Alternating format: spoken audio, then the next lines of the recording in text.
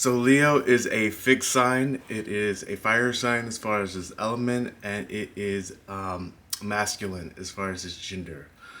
And we're gonna go ahead and get the narcissistic type out of the way, since a lot of people think Leo and narcissist are synonymous.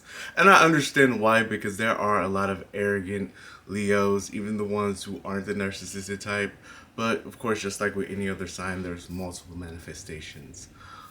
So, for the narcissistic type, pretty much every bad thing you've heard about Leo is coming from this archetype for the most part.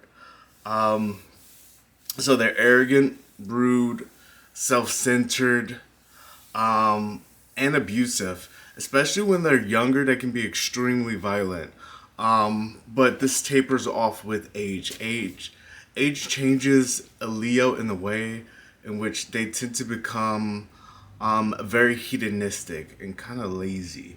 They still got that umph, that Leo umph in them, but it usually only comes out if their position of power is challenged. Other than that, an older Leo isn't gonna get too crunk with you because they just, one, they don't feel like it, and two, Leo kind of has that hair flip energy where when they age, if you're saying something disrespectful about them, if you're trying to antagonize them, if you're trying to initiate a fight with them, they'll just hair flip you because, you know, they're just not worried about you. They know where it's coming from. They know that a lot of times when a person tries you is because they're intimidated by you or because they are threatened by you in some way. They're jealous of you.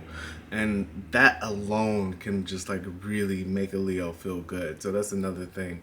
So knowing that you are threatened by them or you are jealous of them, it's just gonna brighten their day even more. So they're really not gonna want to fight, unless of course, like I said, it's over a position of power, or if you just outright attack them, then of course they're gonna defend themselves. So Leo is a sign that's typically very physically attractive. And it's a sign of youthfulness, so they tend to age very well. However, even if that's not the case, with this type of Leo, they'll swear they're the sexiest thing on the planet and they'll swear that everyone is hitting on them. And it can be hilarious. I worked with a Leo like this one time. I worked at a fast food joint, and every person that she talked to, especially when she was in a drive-through, she would swear that they were flirting with her, and they could have been saying, "Hey, can I add a Coke to to my order?" And she would swear that they were batting their eyes at her, they lick their lips at her. It's just they can be almost delusional when it comes to that, and it's fucking hilarious. So, oh, they can't handle criticism. Now, this type of Leo may ask you your opinion on something. So they may be wearing an outfit and they may say, "Hey, do you think this is appropriate for a certain event, or does this look good?" Whenever a Leo of this type especially is asking for your opinion, what they're actually asking for is to butter them up and stroke their ego. If you give them a negative critique, they'll probably start proclaiming how great they are, how fine they are, how everyone hits on them, so on and so forth. And what they could do is like, if they're bold enough, which Leo is a very bold sign, they'll tell you to your face that you're jealous, or behind your back, because this type of Leo can be very, very two-faced. They also tend to do stuff for people just to brag about it. Now, the good type of Leo is very generous, but this type of Leo isn't generous at all. They're just doing it to look good. And a lot of times after they help the people that they're helping, they'll start talking shit about them behind their back. Like I said, they're very, very two-faced. And I know being two-faced is not a trait that's generally associated with Leo, but I want to keep saying that because this type of Leo is very, very two-faced. I also believe, now this is my own personal opinion based on what I've seen, but I do believe that Leo is a sign that is connected to rape and sexual abuse. Scorpio is the official sign of rape and sexual abuse. However, Leo 1 is the other sign of sex. Usually, most astrologers consider Scorpio a sign of sex and Leo the sign of sex. I believe that there's a few other signs that are connected to sex, but we'll get to that on a different day. Why I believe that. Um, but I've noticed, especially with gay men and being a gay man myself, that a lot of Leo gay men will try to transgress your boundaries.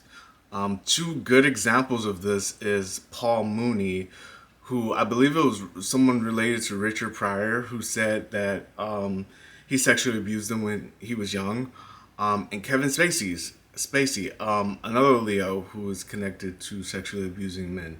So this is something I'm probably gonna try to dive deeper in the future, and maybe even looking at the charts and seeing what else I can find. But I do believe that Leo is connected to rape, in particular this type of Leo, especially with gay men. Now, they can be especially ruthless and jealous of their children who are the same gender as them. So a Leo man will have his sons. He will kind of treat them like their potential competition. So he'll make sure that his sons know not to cross him. Put it like that. And Leo women, they'll be jealous of their daughters, especially if their daughters are very attractive, and don't let their daughters get hit on in front of them. This type of Leo woman would really get pissed off. And that's it for the narcissist. I'm gonna leave some for later. The second type I have is the royals. Now this is what the narcissists wishes they were. In my opinion, there are some Leos who are worthy of a crown. They're usually pillars of their community. They are very giving. They're not pretending. They usually have a very bright, positive aura. Like you can feel them when they enter the room. If you're sensitive to energy, there's two signs that I always say. If you're sensitive to energy, you can feel them really well, and that's Leo and Scorpio. Honestly, you can throw Aquarius in there too. Now, they're usually very fashionable, and they dress in very bold ways, very extravagant ways. They can be gaudy, but a lot of times it works for them. I will say that. Now, they tend to spend a lot of money, even recklessly. They spoil themselves. They just have this I'm worth it kind of attitude, which is not bad. It's just that they can be a little reckless. They need the budget. They just represent everything a king or queen should be. They're very passionate. They're very compassionate. They're very powerful. They're very strong. They're very willful. They they definitely spoil themselves, but they definitely put their community first a lot. Like you will see this type of Leo. If you know them personally, you will see them kind of run down a lot just because they're running around, they're doing other things for other people. But if you don't know them too well, you may not never see this side of them because when they step out, they step out. Like this is Leo. Come on now. So they have to look good. They have to look the part, which I appreciate about them actually. Now this can be taken the wrong way, but Leo is a sign, and I forgot to say this about the Cancer, but Cancer is similar, where they put their own people first. And this can be taken the wrong way. Like I said, they're pillars of their community. So whatever their community is. So if they're African American, they're going to be focused on African American issues. They're going to be focused on African American prosperity, African American education. It's not to say that they won't help other people. It's just that their people come first. And you'll notice this when it comes to like minority races. And Leo females. Leo females of this type is women's issues, women's issues, women's issues. They don't. Some of them can dislike men. I'm not gonna lie when they do have this type, but like I said, even if they don't have an issue with men, it's not because they don't care for men or they have some sort of hatred built up inside of them towards men. It's just that, like I said, they're pillars of their community, so they're focused on women's issues. The next archetype is the romantic. Leo is the sign of the heart, and this archetype really like exemplifies that. So, for starters, I want to say, if you're an astrologer, if you read oracle decks, if you're any kind of diviner, this is the type of person that wants to know everything about their love life. And that's the only question they really have for you, is what their partner is going to be like, when are they going to meet them, etc., etc., etc. And it's kind of cute, but it's kind of annoying, little, I'm not going to lie. No matter how bad the dating market is, they're very hopeful. They know they're going to find the right person. Even amongst this like current hookup culture, which is like I'm not judging you for loving hookups, but people who are romantic find this kind of current hookup culture really difficult to navigate in. And this type of Leo, even though Leo can be a very horny, very sexual sign, they might even be celibate during this time just because they want more. They want more. That's basically what I can say, how I can wrap that up. Now when they're in a relationship, they will my husband or my wife you to fucking death. And that can be annoying too, but it can also be kind of cute though. I watched this anime called Black Clover, and if you know me, I probably have already talked your ear off about Black Clover. If you haven't seen it, and if you like shows about magic, they have like the first, I want to say 51 episodes on Hulu. I would definitely check it out. From like beginning to end, it like keeps your interest.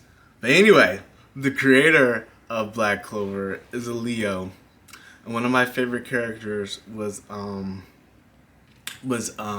created and inspired by his wife. And it's really cute because anytime people interview him, he's talking about his wife. And it's really cute because he's like this nerdy looking innocent Japanese man, and all he wants to do is talk about his wife and write anime. And he's very lovable. That's something else about Leo, especially this type of romantic. They can be very lovable. Like, you just want to hug them. Even if you're not a hugger, you'll want to hug them. And finally, I have for the last archetype, the entertainer. Pure, one-of-a-kind, jaw-dropping talent. That's the best way to wrap up the entertainer type of Leo. Leo is one of those signs that can just do just about anything and be good at it, as long as they're passionate about it. But the avenues that this type of Leo usually showed out in are music, sports, and acting. That's something else that this sign is really good at. They can be a little arrogant like the other Leos, or just loudly confident.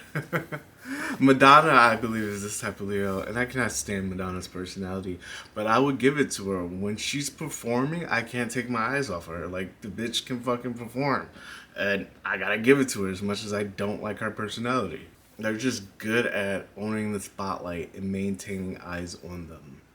And they can be really inspirational as well. Just their stories and just how they view things. They could just, it's the whole package of this Leo that's extraordinary. It's not just the talent. Alright, thank you guys. I hope you enjoyed my Leo video. Please like, comment, and subscribe, and share. Let me know in the comments if you are Leo Sun, Leo Moon, Leo Rising, how you feel about Leo. Do you dislike them? Do you love them? Thank you again for watching this video, and until next time.